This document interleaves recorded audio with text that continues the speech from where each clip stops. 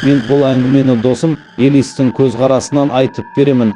Элис қарапайым өмір сүрді, достарымен ойнап, күнделік жазып, мектепке баратын. Оның ата-анасы да қарапайым, еңбекші отбасы еді. Мейірбан анасы мен әкесі бар, бәрі жақсы болатын. Сосын ол пайда болды.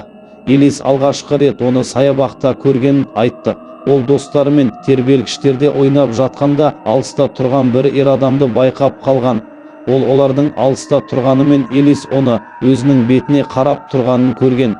Элис достарына айтса да, олар оны көрмеді. Біреуі күн ыстығынан қиялдап қалған шығарсың деді. Ол жоғалып кеткендей болды.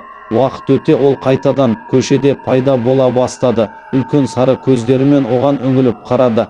Күн сайын ол жақындап келді, және бұл Элисті одан да қорқытты. Сосын ол барлық жерде соңынан қалмайтын болды. Достары да, ата-анасы да оны көрмеді. Ата-анасы көп фильм көріп қалыпсың, немесе шаршадың деп, кейде балалар сияқты ойдан шығарып жатырсың деп айтатын.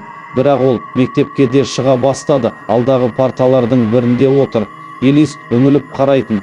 Бұл шын мәнінде оны қорқытты. Элис тынышталуға да, демалуға да қабілетсіз болды. Ол үйге қайтқан пойызда да отырды. Ол әр жерде еді және күннен күнге одан да жақындап келді. Бір апта бұрын Элис оны үйде көрген. Ол төбеде отыр. Оның жағымсыз, ұзын сақалды басы, шіріген тістері мен үлкен сары көздері көз жыпылықтамастан оған тіке қарап тұрды. Әрі оның кеудергі күлкісі үнемі созылып тұратын. Элис ақылынан айырылып бара жатқандай сезінді. Жаман ұйықтап, күн өткен сайын әлсіреп кетті. Ал ол сол бейне күннен күнге қорқыныштырақ және үлкенірек болып көрінді. Ата-анасы қызының жағдайының нашарлағанын байқап, оны ауруханаға апаруға шешім қабылдады. Сол қорқынышты түнде Элис әдеттегідей төсекте жатты. Анасы оған жақсы түн тілеймін деді де есікті жауып шықты.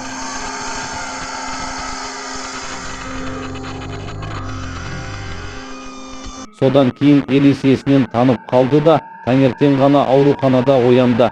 Ол не болғанын анық білмей қалды. Көз алдында ата-анасы мен дәрігер тұр еді. Анасы көз жасы құштар, ал әкесі қатты құшақтап тұр. Элис бір нәрсе өте жаман болғанын түсінді. Оған қатерлі ісік диагнозы қойылған еді. Бұл ауру күннен күнге дәл сол қорқынышты қария сияқты оған жақындап, галлюцинациядан да күшті болып өсіп бара жатты. Олар тез арада емдеуді бастады. Бір айдың ішінде дәрігер жақсы жаңалық айтты. Талдаулары жақсарды. Емнен кейін ол ремиссияға кетті де ісік шегіне бастады. Ол өте бақытты еді. Ауру дер кезінде дерлік толық емделетін сатыда анықталды. Сол уақыттан бері қария сиректей көріне бастады. Ал 6 айдың ішінде мүлде жоғалып кетті.